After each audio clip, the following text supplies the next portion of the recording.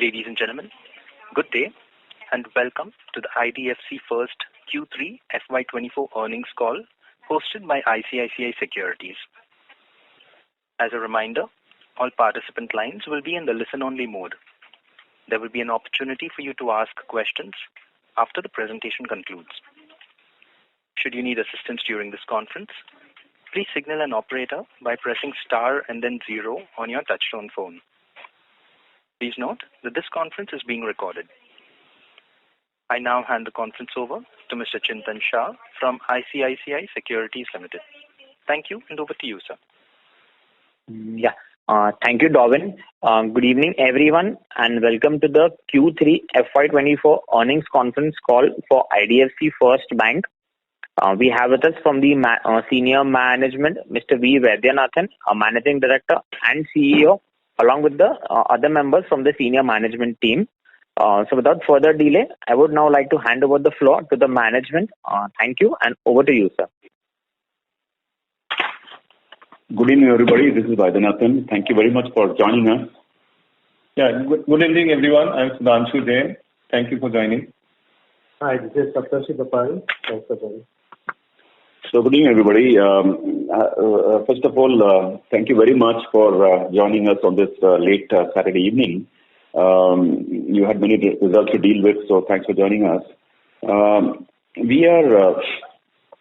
key highlights, I think, for this quarter is that we have come out with guidance 2.0. So when you think of guidance 1.0, which is what we gave at the time of the merger in December 2018, we had guided for, at that point of time, we almost thought that the first year will be gone in just dealing with many matters, so we gave a guidance for 2025. So that while that guidance stays, and we will still keep it on the website and we'll track ourselves to it, you will continue to see it. In the interim, we just saw that this quarter marks exactly the end of 5 exact years after merger. So we've come out with the guidance 2.0. Now, when we started, when we gave the guidance of 1.0, let me just share that we really had very little visibility, very little, because merger just happened. Capital First IDFC just merged, and the deposit book was something like about retail deposit book was something like about 10,000 crores and 10,400 crores to be precise. The loan book was something like about 1,04,000 crores. We had bonds and deposits, bonds of about maybe 50 or 55,000 crores. We had wholesale deposits of about 30,000 crores. We had certificate of deposit, just 2 months money, which was about 28,000 crores. So that's sort of an odd base on the deposit side. The deposit borrowing side is largely institutional. We call it 92% institutional. So, frankly, for any management to guess how quickly we will fix this and make it a retail would have been just a good, let me say, good educated guess. Again, on the asset side, a lot of things would have been still been uncertainty. Under those circumstances, we still came out with the guidance. And then after that, we saw COVID, we saw many things. But I'm happy to say that almost literally on every benchmark, we are coming good. On one front, probably maybe 1 or 2 elements, we are not right up there, but I think we'll get close. So we now, as we give guidance, let me just say that during this period of the last 5 years, the key success for the bank has been deposits. Just to share with you that the retail deposits of as of 31st March 2018, 31st December 2018, was precisely 10,400 crores. Today, just 5 years, it is 1,39,431 crores. That is a growth of 1,29,000 crores. If you take the total deposits, we also had 29,000 crores of wholesale deposits with us. So 10,400 plus wholesale deposit of that 29,30,000 crores, so made it 40,000 crores or 39,602 crores to be precise. That 39,600 crores is today 1,76,481 crores. So that is again a good growth on deposits. So third is CASA ratio. CASA ratio now has come to about 46.8%, which is again quite strong. So let me just say that one defining factor for the last 5 years has been deposit growth period. And all of us know the deposits practically are the foundation of any bank. And this kind of deposit growth has come despite the fact that along the way, we dropped interest rates. Most people thought that we'll stay with a 6%, 7% strategy for maybe long time. But literally within 3 years, we dropped it. And now we pay 0 to 1 lakh, we just pay 3%, just 3. And still last quarter, we saw deposit grow by 44% YOY. 43% YOY. So I think that, frankly, once deposit is strong, we are sorted. We are sorted, I say, because the contra side is loan book. Now, the loan book, if you see, has not grown very much during this period, over the last 5 years. The loan book has grown from 1,05,000. No, that's 104. No, that is 2.2. Yeah.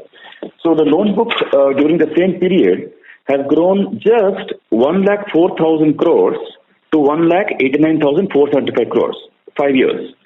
So you might say that if the loan deposit grew so fast, 4.5x in 5 years, from 39,000 crores to 1,76,000 crores, then how come loan book only grew this much? All of you seasoned investors know the reason, that we slowed down loans just because we wanted to fix the CASA ratio. So basically the point is that both on the asset side, we have a strong, stable business model. I'm actually happy to share that our NPA now for 14th year running, meaning 14th year, it will become the 14th year in March of 2024. Now 14 years is a really long time. I hope you'll all agree that our gross NPA and net NPA has been 2% and 1%. Really long time. And in this 14 years, we have broadly migrated from lending to the largely unorganized segment when we started, to now we have become relatively more like the more prime banks. Like, for example, if you give loan against property, say 8 years ago, 10 years ago, we would lend loan against property at maybe 12 or 13% because the banks were doing the prime loan against property of maybe 9.5 then. Today, we lend at 9.5 on the loan against property, and then maybe there are other NBFCs doing lending at maybe 13, 14%. So we've come down the risk curve, and therefore we're feeling much more stable about our credit quality going forward. Now, the gross NPA at the end of this quarter is just about 1.5%. On the retail side, retail, MSME, and rural side, 1.45%. And the net NPA is only 0.5%. So it's been a very long time to have sustained, quarter, year on year for 14 years. Let me say 13 years and 3 quarters to be more precise. It really gives us a lot of confidence. And now, anyway, since we come down the risk curve to become a little more like the mainstream banks, I think this should continue now for a while. So therefore, there are 3 things that jump out at our last 4-5 years of work is that the deposit grew, the loan book grew, the asset quality is stable. Now, sorry, somebody is disturbing me on my mobile, so just pardon me. I'm going to just take a small distance. Yeah. Now, the second thing is that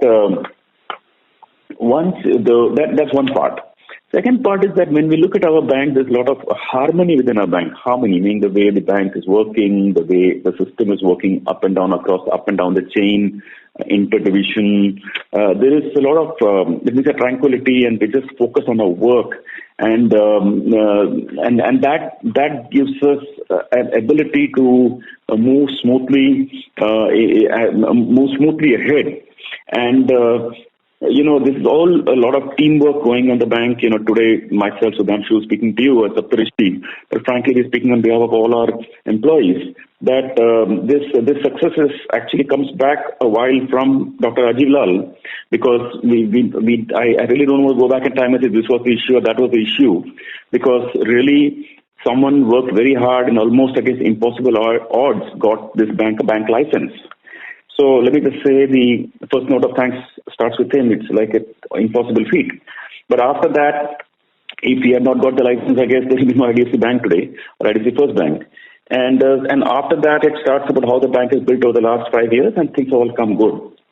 Now, basis what has happened and how the foundation is built, we are now, and also based on the momentum that we are having, we are now looking forward to how the next 5 years would look like.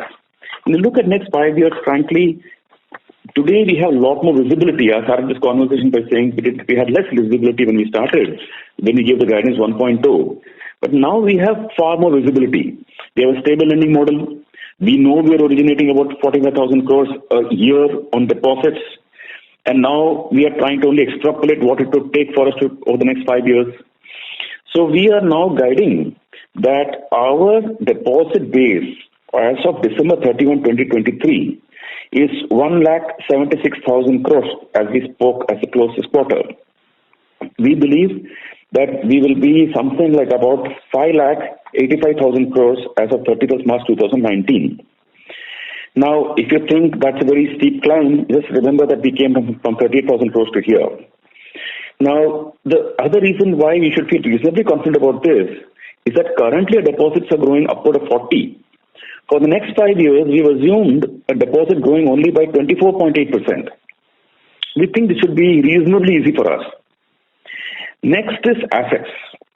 On the assets front, as you know, we started with 104, today we are 189. Now we are guiding that our assets will be 5 lakh crores in 31st March 2029. So again, don't think it's too steep a jump from 1,89,000 to 5 lakh crore, because we are guiding for only a 20.3% growth 5 years CAGR. We're currently growing 24.5. 20 should be easy, should not be a problem. So a 5 lakh crore loans and advances book, now including SLR, etc., will take us to an assets of about 7 lakh crore. Third thing is, after deposits and assets, is asset quality. Now, asset quality, today, our gross NPA is only 2.04%. But remember, this has infrastructure. Now, we know infrastructure will go away. We're bringing it down. So, if you see X infrastructure, today our gross NPA is 1.66%. And our net NPA is 0.47%. The way we are trending, we are guiding for a gross NPA of 1.5% and net NPA of 0.4%. That's what we'd like to keep the bank at. Again, considering already 1.66, 1.5 should not be a problem. And considering we're at 0.47, maintaining 0.4 should not be a problem broadly. Give or take economic conditions, another crazy COVID coming, caveating, those kind of weird things happening, this should be achievable the way we're building the business. Fourth is profitability. Now, profitability, now we believe that the bank is comfortably moving towards an ROA of 1.9 to 2%.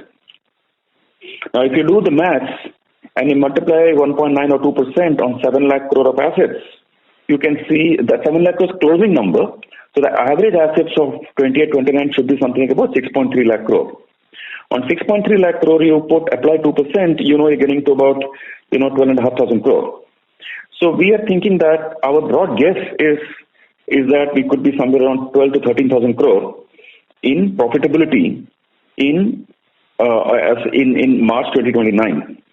For context, for this year, 9 months, we are like 2,230 crore.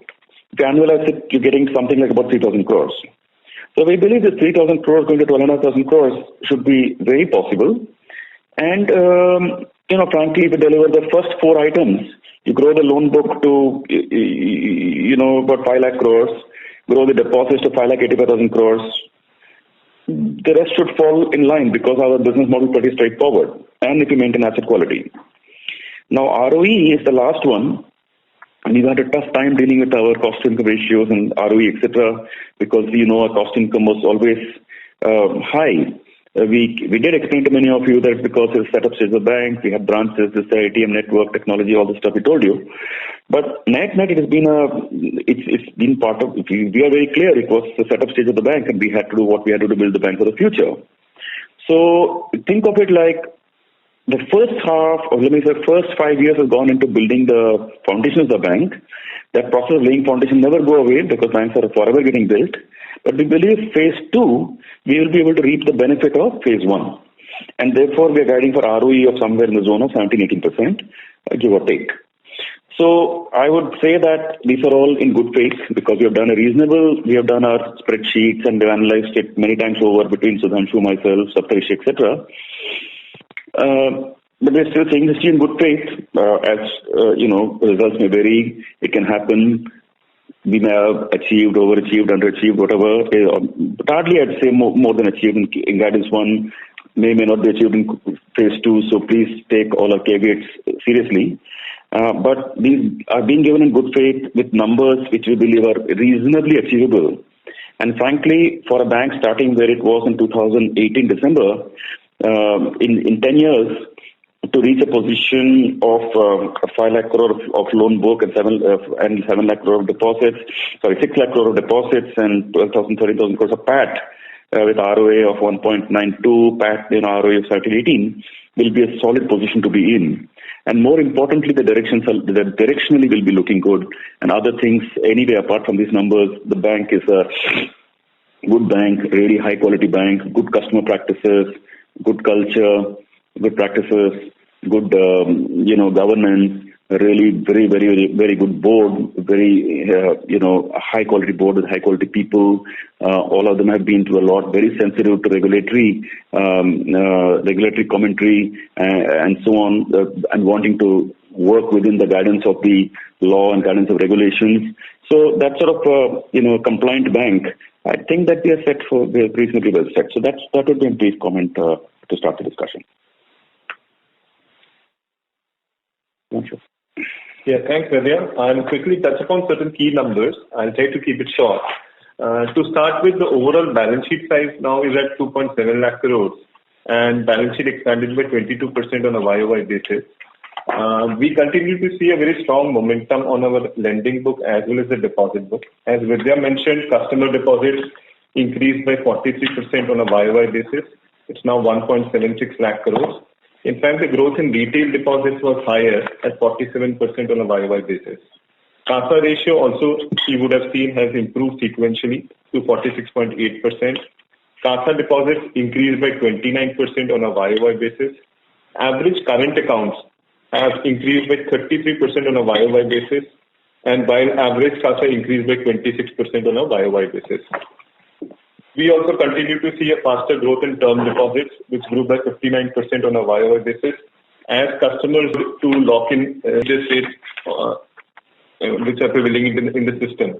The growth here also was predominantly driven by retail. Retail deposits ratio to total customer deposits continues to improve and has increased to now 79% vis-a-vis 76% at the start of the year. We have opened about 35 branches during the current quarter, thereby taking the branch count to close to 900 branches. The high-cost legacy borrowings further reduced by about 1,400 odd crores during Q3, and another 1,300 crores is scheduled for runoff in Q4 24. We have given more details around this in the presentation. Moving on to the asset side, overall funded assets grew by 24.5% on a YOY basis to reach 1.8 lakh crores. I will cover this in 4 segments.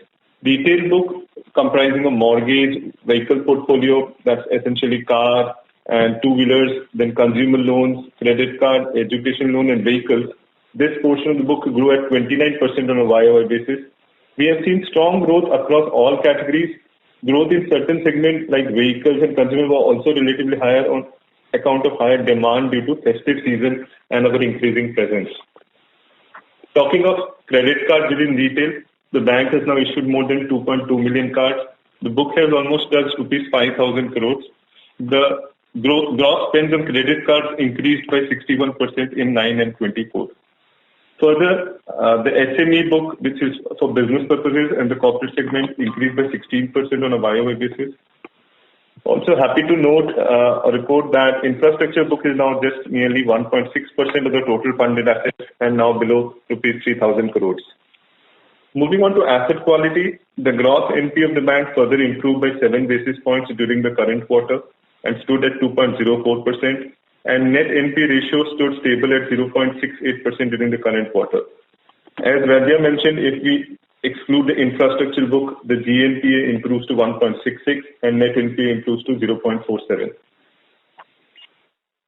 GNPA in the retail, rural and the SME segment also improved by 8 basis points to 1.45%, and the net NPA is now just at 0.51%.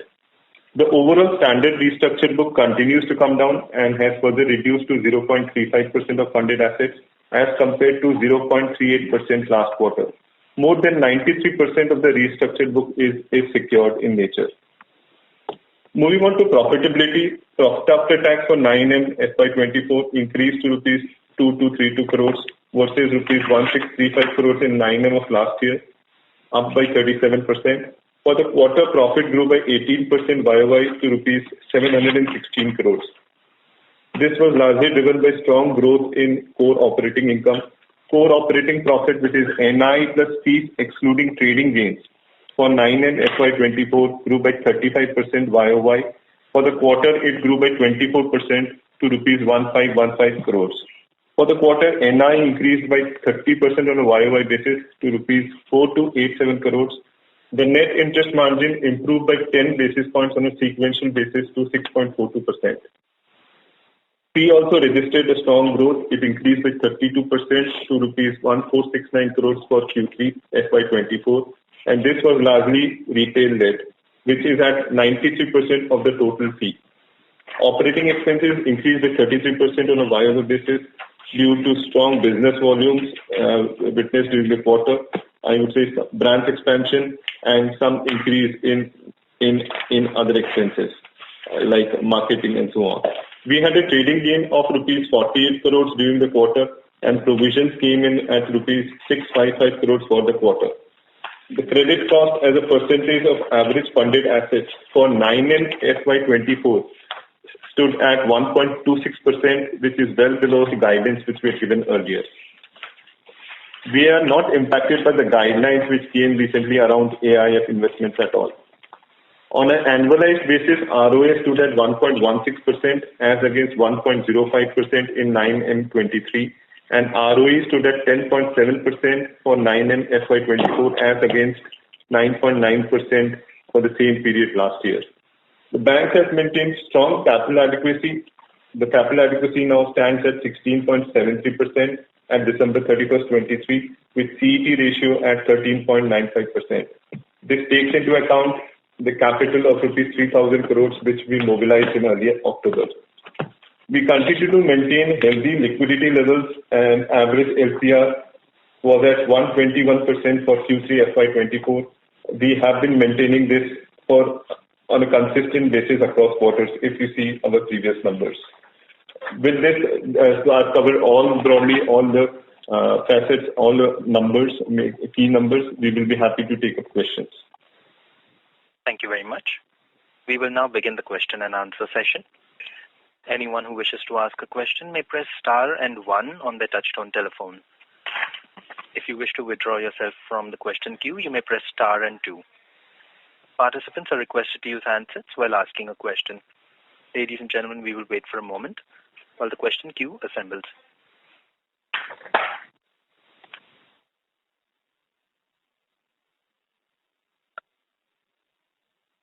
The first question is from the line of Ishan Agarwal from Erivna Capital. Please go ahead. Hi, good evening. Thank you for the opportunity. I would say decent but slightly underwhelming performance by the bank. 3 questions. Should I ask them together or should I shoot them one by one? One by one is better. Okay. So the first one being, in our previous interactions, the management has always highlighted that core total income will go faster than OPEX for 24, 25 and 26, and that is how operating leverage was going to play out. It is slightly disappointing to see OPEX here growing 33% YOY and income growing 31%. which in turn has upped our cost to income from 72.1% last year to 73.3% this year. What is really causing this pain in OPEX? What are the factors playing out, and what the management could not envisage while giving the past numbers? Now, let's take them one by one. So thanks for that very crisp question. See, the thing is, I've always mentioned to you, I don't know, Sudhanshu may have told you again and again, that listen, please don't track us every quarter by quarter. See, we're early stage bank. Sometimes, one odd item expense catches up, some digitization expense catches up on some other product. Something happens one quarter or the other. If you go, YOY, our own guess is if you take all our past cases have come right. I will just point out one number to you, that if you take, a 5-year window, that is 19 to 23, 20, 21, 22, 24, 4 years, you've seen that the balance sheet has grown by 9% from the time of merger to today, 5 years actually, 9%, but PPOP has grown to 43%. So my point, and by the way, I'm not claiming it is still the 943 jaw will be that wide still, but definitely for a balance sheet loan book growing by about 20%, which we added again now, and for the operating profit to increase by about 30 to 33%, should be the kind of zone you should look for the next 4-5 years. So, really I told you, it's an early stage bank. Really difficult to point out, this quarter this happened, that happened. It's waste of your time and waste of our time. Understand, but this was a YOY increase in cost to income, and that is why I highlighted this. So it's not quarter on quarter which I'm comparing. Even year on year, from 72.1, it is up to 73.3, whereas we are expecting maybe a plateauing or maybe a decline from year on. So I agree with that. I fully agree with that. I'm just pointing out to you that I'd say this result is a bit underwhelming actually. We should have expected to post a little better. At least at PAT level, we should have posted a bit better. Actually, core operating, not even PAT is claiming to be some one-offs, but that is slightly underwhelming on that part. I agree. 100% I agree. Could have done a bit better, could have expected to do a little better. But it's, like I said, they're running a long game here for 10-year game, out of which 5 we finished, maybe even longer from there. It will be many, many decades after that. Right. Just take this part of just slight moments of on people here. So going ahead, do you expect that cost to income should start declining from year on, or do we still expect it to keep at this level for a year or two? Our sense is that Q3, Q4 of 25 should begin to see material movement onwards. We feel that, like I said, there are some movement. For example, some product categories, we are in next quarter onwards, maybe 1 or 2 quarters, there will be some impact because of, we do the digital loans, for example. In the digital loans, for a period of time, there was there was no FLDG permitted, for example. And last quarter, for example, FLDG got permitted. Now we had a certain structure with the counterparty. Now we'll move to another structure which is FLDG.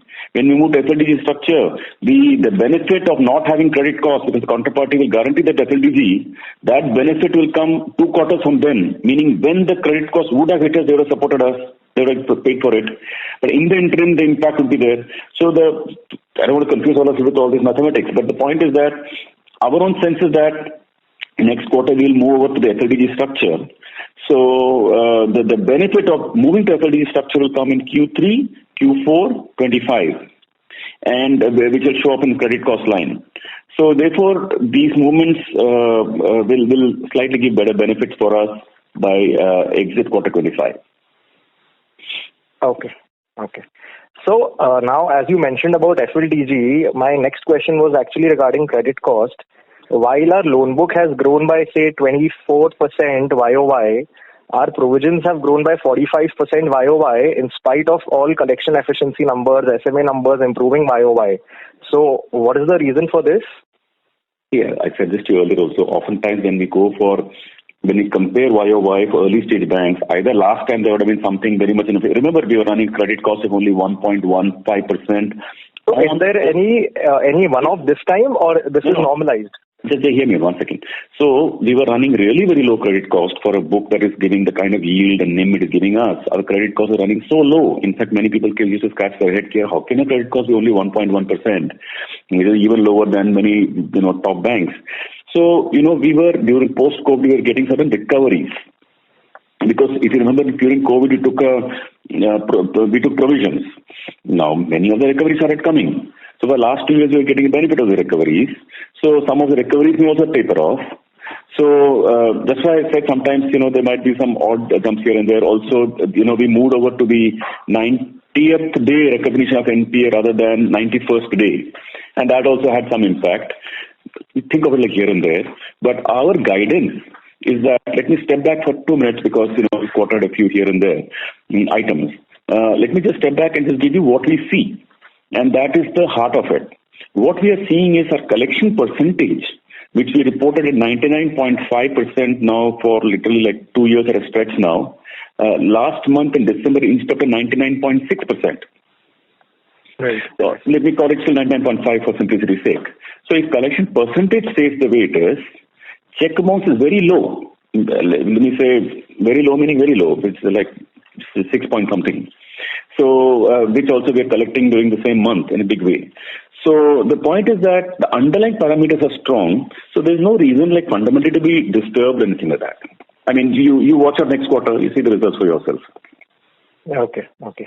And one more from my end. With the new RBI norms on risk weights for unsecured credit, our Tier 1 capital adequacy is down to less than 14 in spite of the capital raise that we did last quarter, that is in October. So now, given that it is at 13.95%, when do you think we'll again have Tier 1 capital to shore up the capital adequacy? We will watch the numbers with the way the profits emerge over the next 4 quarters and then make up a mind. We do have an idea of the capital consumption that the bank will do. So what is your target that, okay, we don't want to go below Tier 1, say 12.5 or 12% or... No, we don't spell out precisely when you raise capital. It's not a good strategy for any bank to exactly put out in the market and raise capital. I hope you'll agree. Yeah. So we'll make up our mind as it goes along, depending on the numbers. Okay. Just one more. So if I look at the cards data released by RBI, it is unusual to notice that the number of debit cards in force for IDFC in November has reduced for the first time as compared to September, which is so from 66.5 from 67.8 to 66.5 lakhs. So is there some reason? Were there some dormant accounts which were closed or what? Yeah, could have been some dormant account cleanup team being done by the respective teams. Otherwise, inflow, basically the bank is more and more moving towards quality. We are like very, very first about it. So we are opening lesser number of accounts than before on the bank account, especially on the digital side. But we are focusing on quality. So the inflow is very strong. That's how we saw growth of close to about 4,000 crores a month of deposits that kept coming in. So let me say deposits are rising very well. There would have been some closure of some, customers who are inactive and those kind of respective product teams keep doing the work. Okay. Thank you and all the best. It's really commendable the way the bank is growing the deposits. Thank you. Thank you very much. Thank you. The next question is from the line of Shubhranshu Mishra from Phillip Capital. Please go ahead. Hi, good evening. Thank you for the opportunity. 2 or 3 questions. The first one is around the personal loans. Just wanted to understand the run rate of personal loans that we originate from various fintechs and the level of FLDG that we do from these fintechs. My fair understanding is that a lot of lending partners do slightly above 5% or maybe above 5%, which is the mandated requirement of FLDG. Second is on the vehicle finance, if we can give out the split of a car finance, new car finance and used car finance, and the outlook for the industry as such and our own growth estimates there in FY25. These are my 2 questions. Thanks. We do work with fintechs broadly, but we have not exactly sat and calculated, put out how much, who's doing how much and all that.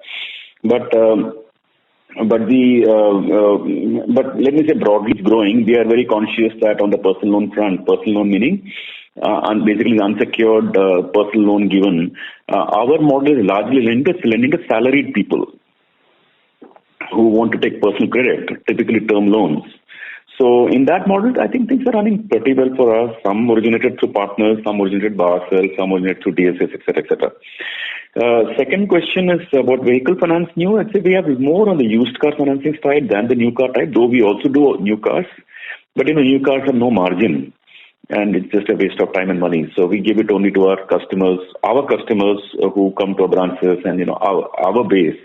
We lend we give new cars. We with a limited capital, we might as well use it for either two-wheeler finance or for used cars. And frankly, credit quality we're building so fantastic. So why waste money after new cars? Right. Thank you for that. If I can just squeeze in one last question in terms of fintechs, when we onboard a customer onto our balance sheet, when we are taking the risk, that customer permanently becomes ours. What I mean by that is that once it's onboarded to our balance sheet, it's only we who own the customer in terms of any kind of cross-sell, upsell of credit, non-credit products, or the fintech through which it was originated can also do any kind of cross-sell, upsell as well. Okay, this is the typical complication that happens in this industry. So typically digital partners like to also do other things for the same customer. So for example, we are very clear when we work that with anybody for that matter, that our bank is absolutely one condition non-negotiable for us is that we have full rights to access the customer and we will do business with the customer. This is very important to us. It's a fundamental. Now, the same party, if there's some party originated with a stockbroking firm which did stockbroking and by the way gave us some personal loan, well, I'm sure they'll do other things with the same customer as well. Understood. So the status of the customer is transient and not permanently ours. That's a fair understanding? That's a fair understanding, yeah. But when we get our salary customers and we lend to them, we feel more in control because it's our customer, 100%. But when it's originated by a party, sometimes party also does something with the customer. Yeah, of course. Understood. Thank you so much. I'll come back and meet you. Thanks. And because we should be respectful of their income and P&L also. Let them be happy. Let us be happy as long as customer is happy. Understood. Thank you so much. I'll come back and meet you. Thank you. The next question is from the line of Gao Zijuan from Schonfeld. Please go ahead. Hey, sir.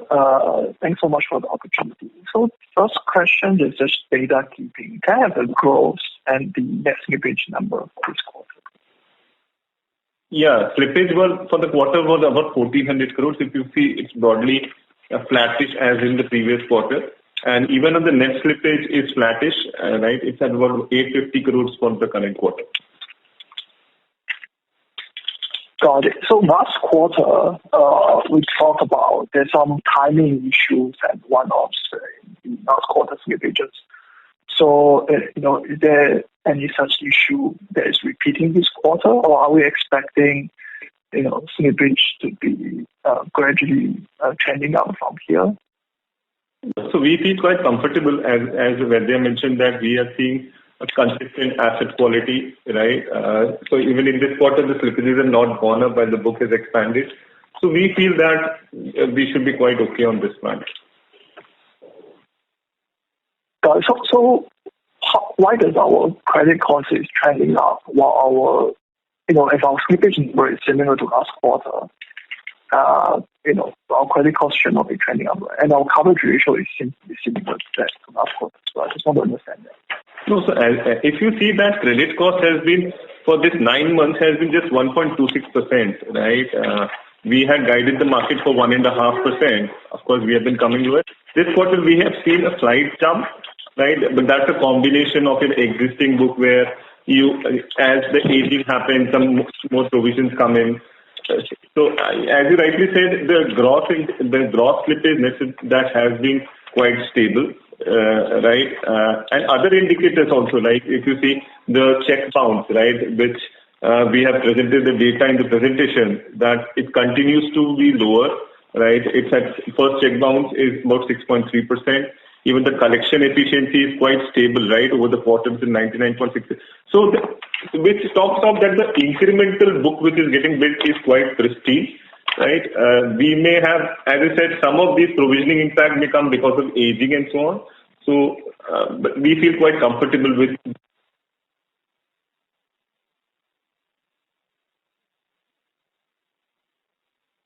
Hello?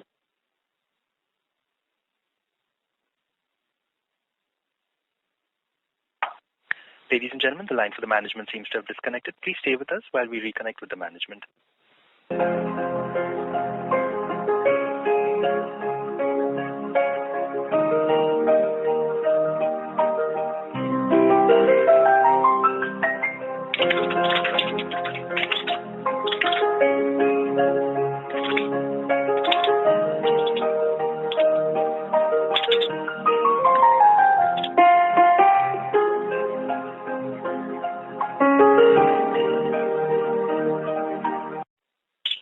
Ladies and gentlemen, we thank you for your patience. We have reconnected with the management. Over to you, sir.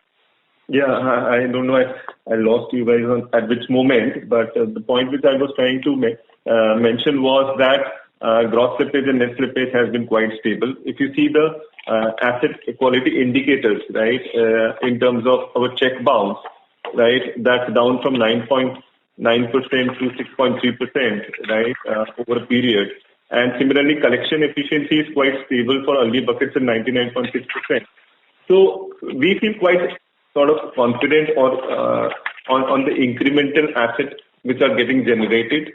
As I said, some of these provisions could come in because of aging. There could be some smaller, lesser recoveries during the quarter. So that is precisely the impact some of that impact which has come during the current quarter. For the 9 months, if you see the credit cost has been just 1.26%, and which is well below the guidance which we had given earlier.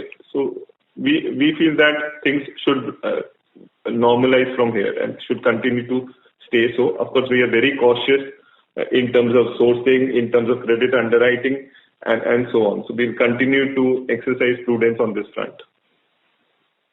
Got it, sir. And second question is on the guidance. Thanks so much for a very clear guidance 2.0. Just wondering, if I remember correctly, previously, we were talking about next 4 to 5 years, 35% growth is quite sustainable. So I'm just wondering, our 20% growth kind of guidance now, is it just on a conservative basis? Or, is there some, change in strategy that we maybe focus a little bit more on the profitability side and maybe slow down growth a little bit, or it's some RBI related issue? See, basically, when you look out, it's probably just better to be guiding at a number which we feel is reasonably safe and in the bag.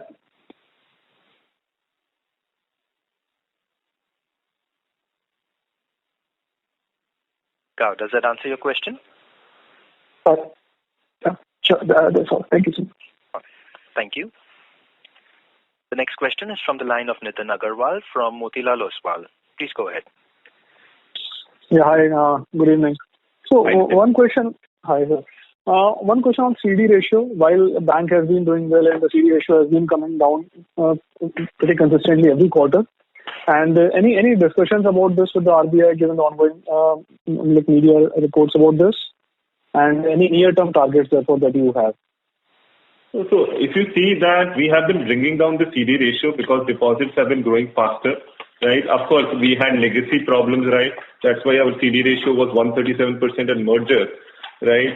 If you see even into this year so far, we have brought it down from 109% to 101%. And maybe by the end of the year, we will be lower than 100. So we feel that, and even in the guidance, if you see our deposit growth is a tad faster than the loan growth which we are guiding. So this should keep coming down as we move along.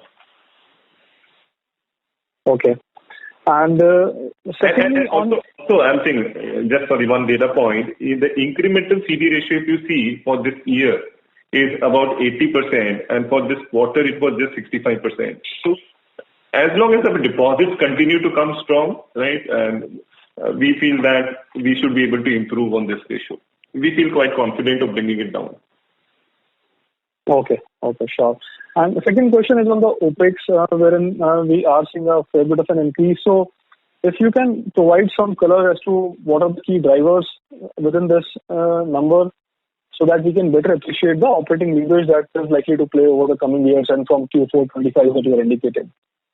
So Nitin, if you see that you could take the guidance, because you go to the specifically go to the guidance. See, for you to really appreciate where this game is headed, I read out the operating leverage numbers at a bank level that we've been seeing year on year. This year, let me say that the operating leverage has not paid out that much because this digitization expenses and technology, and we are building the bank for the future. And that has been our consistent strategy, as you know, thus far. So therefore, we feel that from next year onwards, like we said, Q3, Q4 of 25, we should see meaningful movement. And our own estimate is that the OpEx of 25, for example, should just increase by about 20%. Where the loan book or the income could rise by, let me say, maybe 24-25%, because of the reason. So we feel that in 25 we should start seeing material opening of the jaw. And again, because see, one thing you should note in the way we are running building out story 2.0, that the deposit numbers we have kept very modest. The requirement. Imagine just going at 20% or 25. Somebody used to going at 40, 25 is nothing. And remember, what is something unique will play out after 26 onwards, which is 27, 28, 29. I'll tell you what is unique. Today, even when you're growing the loan book at 25 or 24.5, bank is funding this growth of 24.5 from deposits, A. As you know, we're not borrowing anymore. Funding it from deposits, plus we are repaying bonds pertaining to the pre-merger. So we are carrying double burden. You fund yourself and also pay the past liabilities. Now, by 1.5 years from now, that lot of it would have gone away. Let me say 2 years. And then after that, you're only funding your loan growth. For somebody who's used to carrying such heavy weight, that should be pretty lightweight actually for us. I mean, relatively lightweight. So that is a material change coming in our life from 26 onwards, let me say 27 onwards to 2030. And we've done the maths. There is a big relief in the requirement for deposits then. And actually, who knows, we might even cut deposit rates, and that might be positive for the bank. Right. Or we'll put lesser branches. One of the two, if you give. Yeah. And so last question is on the guidance 2.0, wherein you are giving guidances on very key metrics. But when you look at the ROA of 1.9 to 2 by 29, what levels of margins and cost income ratios are you baking in? The cost income ratio looking like more like about 55% by the exit year 30. That will be like maybe like 758 or something like that by 29. Okay, and margins?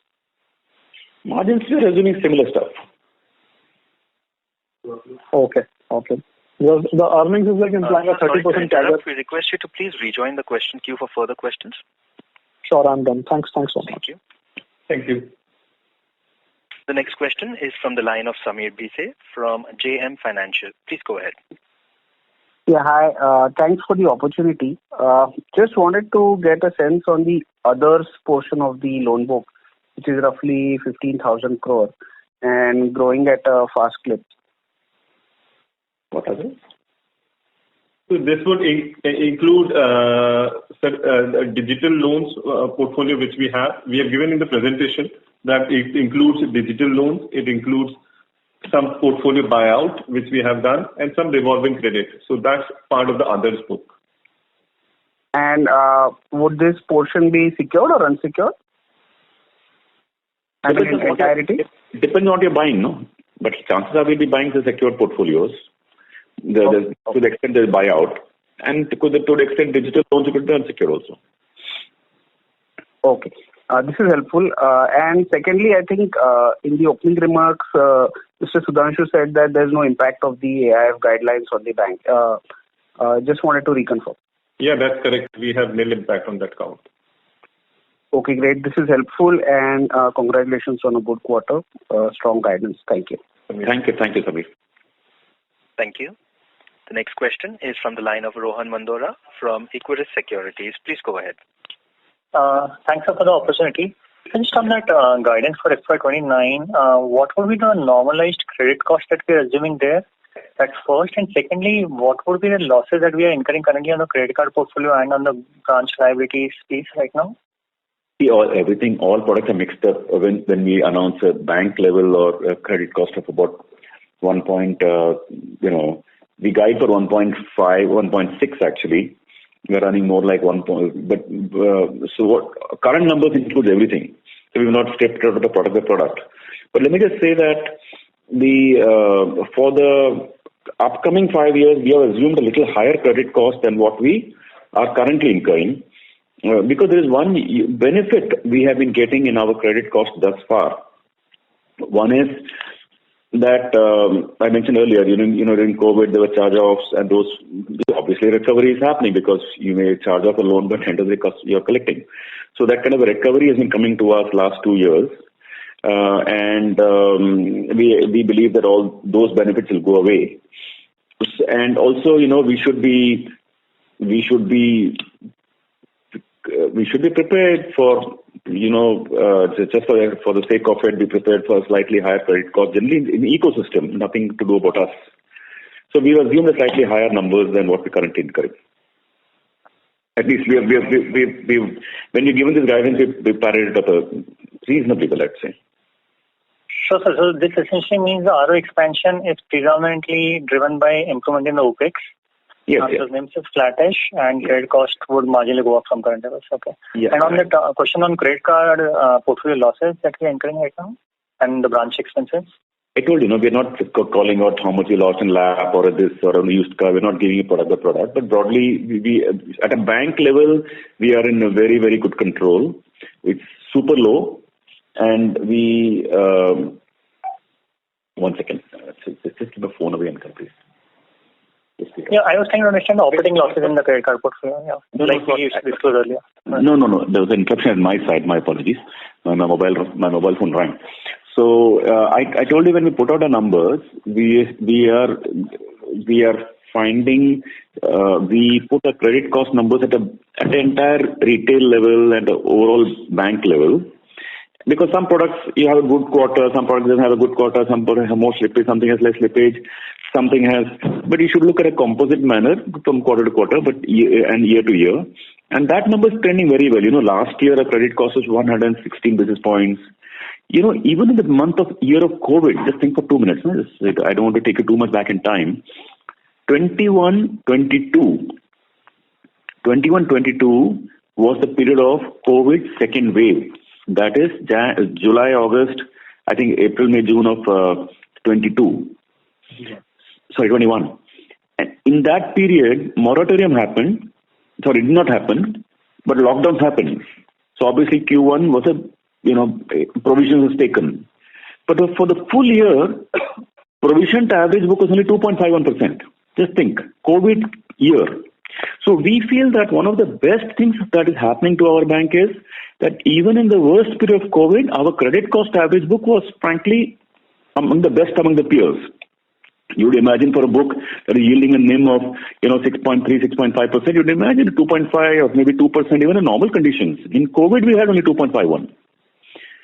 Right. So and then moment COVID vanished, that is 22, 23, it came down to 1.17%. 22, 23 is 1.17%. This is super low. So we are very confident that they're underwriting good credit. Not confident, numbers are speaking for themselves. So, but we believe it cannot stay this way all the time. So we have now factored for higher numbers. Got it, sir. And just to add with respect to your question on a credit card, definitely economics have been improving there as we are building a more book, right? Cost to income, we have given out numbers that was 164% as of the previous year, and we expect that to come down meaningfully to around 110% for this year. And so we have been guiding that we expect credit card to sort of break even into next year and be profitable in the year to follow. So we feel that it takes some time, right? We have been just 3 years before when we had launched this product. So we feel that we are well on course on this book. See, one thing we want to tell all of you, and we, just share with all of you, that we have never let you down in credit cost and asset quality for like 14 years now. Anybody who's been with us in Capital First years will testify that we never had a credit problem. It's been 5 years, we haven't put 1 foot wrong on credit. Not 1 foot wrong. Every year on year, NPA is good. Year on year, credit cost is low. It's been like 14 years. Now, we obviously, such a long period of time comes from a disciplined underwriting processes, continuous tightening of the norms and revising the norms, continuously staying in the cutting edge of technology, good governance in terms of the number of people who inspect a portfolio. So, all these things we have no intention to relax, and we, at least while we have mentally factored for a slightly higher credit cost because we believe we should be generally pessimistic about these things, or cautious about these things, but we have not had a problem, and we'll ensure that we'll try our best to ensure that we don't give you any surprise on this part. Sure, sir. So just lastly to touch. Sorry to interrupt. We request you to please rejoin the question queue for further questions. Okay. Thank you. Thank you. The next question is from the line of Anand Bhavnani from White Oak Capital. Please go ahead. Thank you for the opportunity. First of all, congratulations for the strong deposit growth in such a challenging environment. A commendable job by the management. Sir, from our business model perspective, just wish to understand how much of the collections we do is outsourced. It's increasingly becoming more and more digital and online, There's a massive shift underway there. So let me say a few years ago, it was largely, the whole thing is changing. To give you one very simple idea for you to understand. Earlier, if a customer bounced a check, we'd have a call center call the customer and request the customer to pay, and some agent would go and collect the money from the customer. Now it's not like that. Now there's a lot of analytics and technologies that happen. Calling itself is not necessarily done by a human being.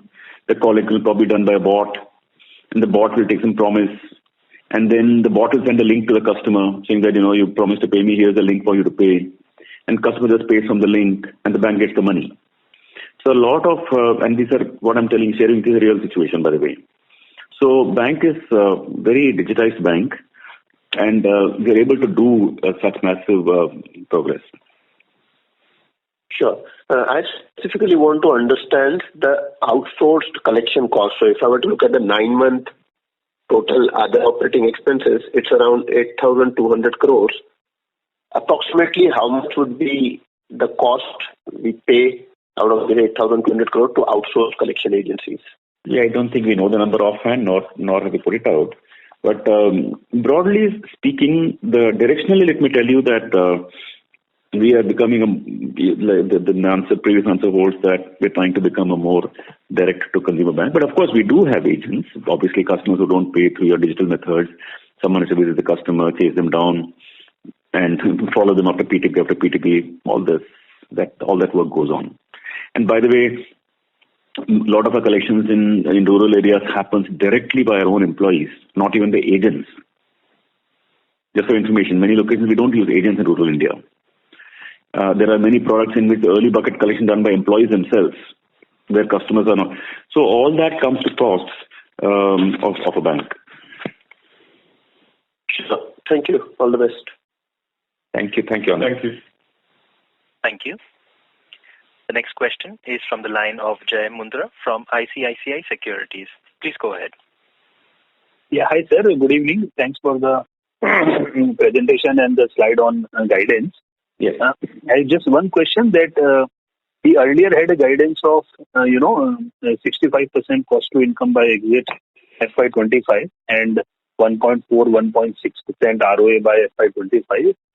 Does that still hold both these things, or or how should one look at it? First of all, we'll keep the slides out there so that we don't want to, because we've given guidance to 2.0, we don't want to escape from our guidance up to 1.0. So just to share with you that we will be true to that guidance. To the guidance, we'll retain the guidance. God knows how we'll perform again. We'll retain the guidance for sure. We'll keep it publicly out for you till the last day. That's our commitment. Now, second part, your question about how we're going to perform against that. The cost income ratio, I think we are a little behind what we set out to do. The good news is, let me tell you one countervailing factor for being behind schedule. Supposing we are at 65 and we turn out to be 68. I'm just making up a number, but I could broadly be right. Let me put it like that. So let me just say that we are behind, to be straightforward with you. Now, how does this play out? What plays out is that income line turns out to be higher than what we guided. Remember, we guided for 5.5. Now we're delivering 6.3. So you're already delivering about 1.3% more on income. So even if your cost income is higher, your ROA may still, you get there. Are you with me on that mathematics? Jay? Yes, sir.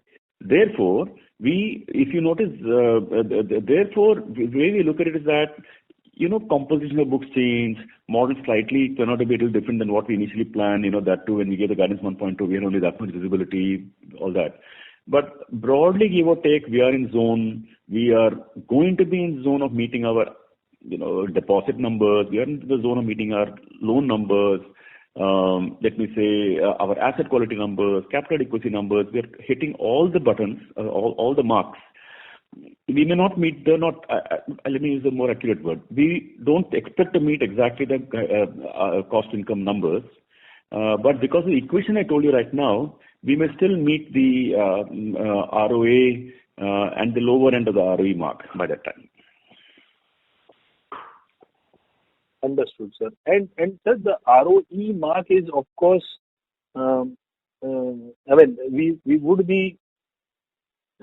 we would be, this of course assumes capital raise at a frequent level, as you would still be growing at a much faster pace. So is this ROE is a more normalized kind of an ROE estimate that one should see? No. You'll be a little surprised about how the game will change, because what's happening is that we believe that from 25, 26, as it is, I told you Q3, Q4 of 25, we do expect a positive momentum cost income ratio, definitely, and improvement in ROA, ROE. Okay, just take that as our sense as of now. When you move forward into 26, now remember, we are talking of a loan book of only 20%. We're talking of deposit growth only 25%. So our need for investing OPEX is going to be much lesser than before. The first 5 years, we were in a complete build-out stage. We had no choice. We were racing against time, back against the wall, huge deposit, huge amount of big deposits, corporate deposits, certificate deposits, bonds to pay back. It was really tough. It's not going to be that tough now. So our expense requirement will be lesser. So 26 over 25, that will be our expense requirements will be, the expense growth will not be very much. 27 or 26 expense ratio will be even lesser. So basically, and also by the time bonds will be paid back, need for will be much lesser. So we feel that like I said earlier, the things will get easier for us from that point of view. And life is never easy. God knows what new problems will come. But at least on these front of deposit raising, etc., we feel much more assured now. Sure. Understood, sir. Thank you so much. And all the best. Thank you. Thanks. Thank you. The next question is from the line of Manish Shukla from Axis Capital. Please go ahead. Yeah, good evening and thank you for the opportunity. If I look at your sequential growth in assets or loans, it is one of the slowest in the last 8 or 10 quarters. Anything particular to read into this for the quarter? we want to keep our asset growth, within a zone where our capital adequacy and our credit deposit ratios are all good. So when we have excess, we do IDPC and take them off the books. So some of the numbers we do. If I look at it, your sequential moderation seems to be driven more by home loans and LAP rather than other products. That's what I told you. The IDPC, sometimes we do IDPC, sometimes we do assignments, meaning direct assignments with other banks also. Then basically, we are clear that we don't want to grow the loan book too much even now. So we have taken out some of these loans and done IBPC, interbank participation, where other banks purchase these loans off from us. Understood. Specifically on personal loans and credit cards, any change of strategy since RBI regulations on risk-weighted assets? No change of strategy. Fundamentally, they're phenomenal. They're phenomenal products in the sense that there's a real customer need. Asset quality is good. They're all cash flow analyzed. They're risk adjusted. They make good returns, and they are shareholder value accretive. Fundamentally, nothing. But yes, what we have done is we've increased interest rates on these products because cost of equity has gone up. Okay, sure. Last question for me: the 25 to 20% loan growth over the next 5 years, right? 20. Is it likely 20% CAGR? Yeah, 20% CAGR compared to the current growth of 25.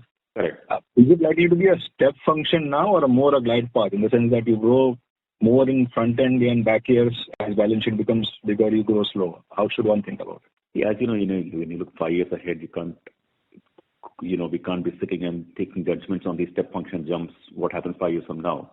So to be more fair and reasonable, what we have done is we have just extrapolated at 2020, like 5 years at a stretch.